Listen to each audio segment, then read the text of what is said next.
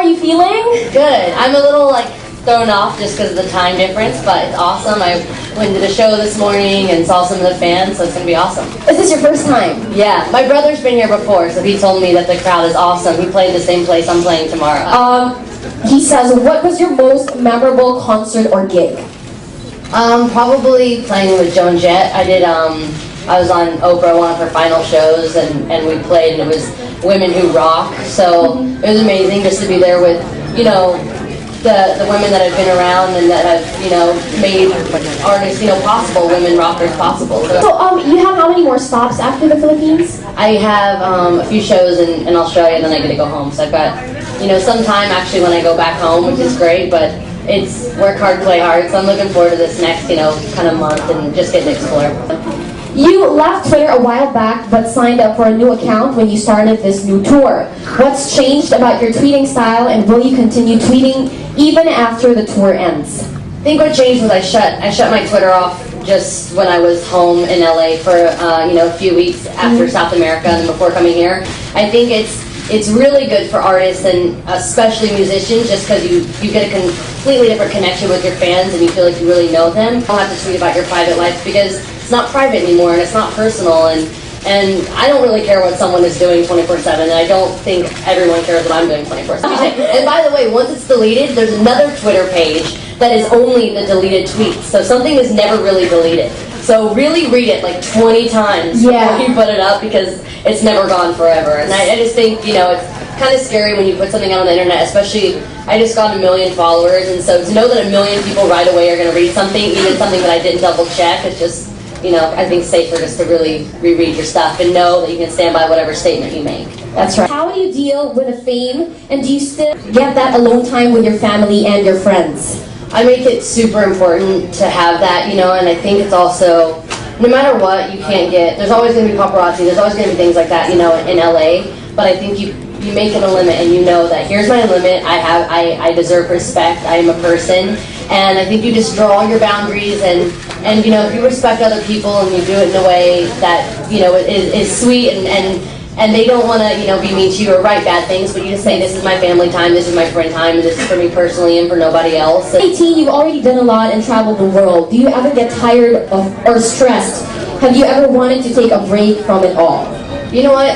I don't really get stressed in my work as much as sometimes I do. I think life in general is actually harder than what I do because constantly I'm just creating, and if I'm creating, I'm happy. There's always going to be times where you don't understand, you know, why things are said about you, or, you know, sometimes people just don't get it, but as an artist, that's our job to create what we love and what we want to say, and so I think life, just the silly things in life, the things that you shouldn't sweat the small stuff, and I tend to do that sometimes, and I have to remind myself, okay, I've dealt with so many bigger challenges, it's not as important, you know what I mean? And so I guess kind of life gets me more stressed than actual work. So you've never reached like a breaking point where you said, you know what, all this ain't worth it.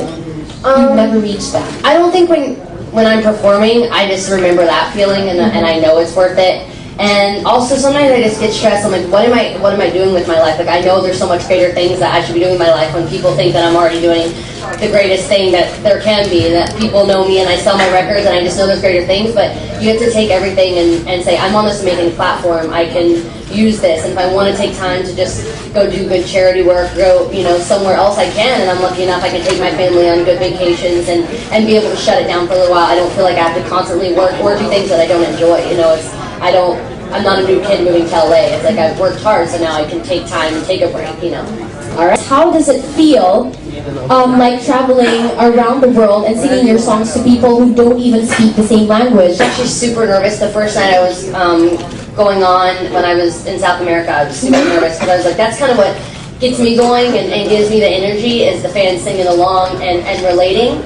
And I find it totally incredible that they sing along even the whole time when you wouldn't, you know, think that they could. And I still see people getting really emotional even during the climb. You see people cry, you see people laugh during songs. They totally get it. I think it's more like a spiritual connection, and I enjoy that. Not necessarily speaking the same language because I let my music kind of speak for itself more than getting caught up. But it's kind of hard too because I really like talking to the fans, and when I feel like I can't communicate back and forth. But when you tell people to stand up and get loud, everyone knows that. It's not a problem. Yeah, everyone gets up. So. If you were not in the entertainment industry, what do you think you would be doing right now? I love photography and I love to travel, so I just think the greatest part, especially about the pictures we're able to take now, is I'm being able to share them with fans that may never go to these places that I am. So I love being able to do that. I love fashion, so I would love to take pictures and be involved in the fashion industry too. Have you ever taken lessons for this, classes? I read about it a little bit, but mostly I kind of taught myself. I know the pictures that I like to take, and I think it's like anything you do, any kind of art. I like kind of supernatural and kind of more hippie styles and kind of bringing back the 70s a little bit. That's kind of the style that I like also. So I think just making the pictures that you think are beautiful, and I'm sure there's someone out there that thinks it is too, but you got to take it for yourself. What was your childhood dream?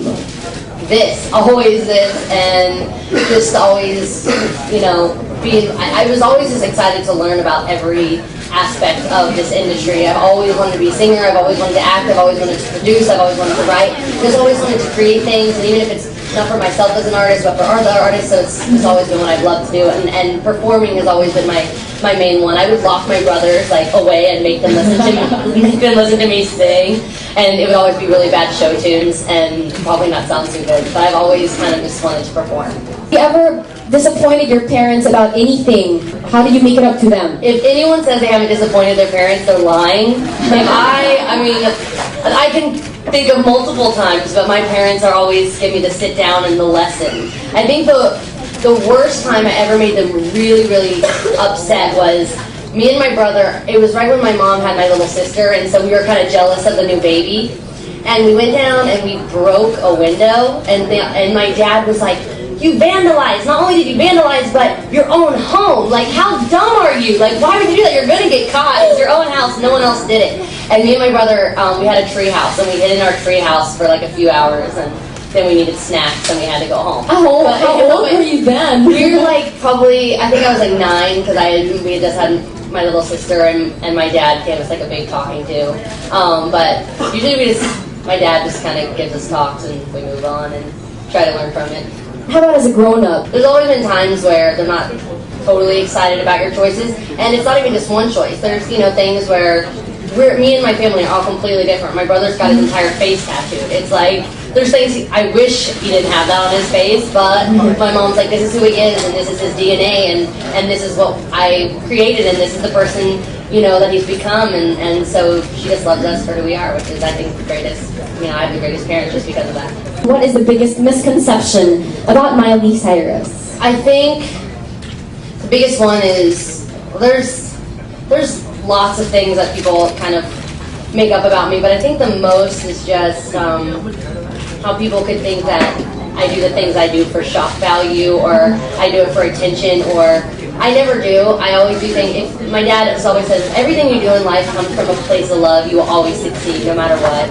And so I think probably also just that I do love paparazzi, I do love the media, I do love all that, I do love rumors, because I don't, quite frankly, I think it's the worst part of the industry, but it's never going to change. So with everything you do, you just have to take it all in and love it, and some days you're not going to be totally happy about the way things turned out, but I think that's probably just the biggest misconception, is just how people think that I'm kind of just want that kind of attention, and that, because no one wants to be talking negative about. I don't know who would, who in their right mind, so I think probably that is just the shock value factor.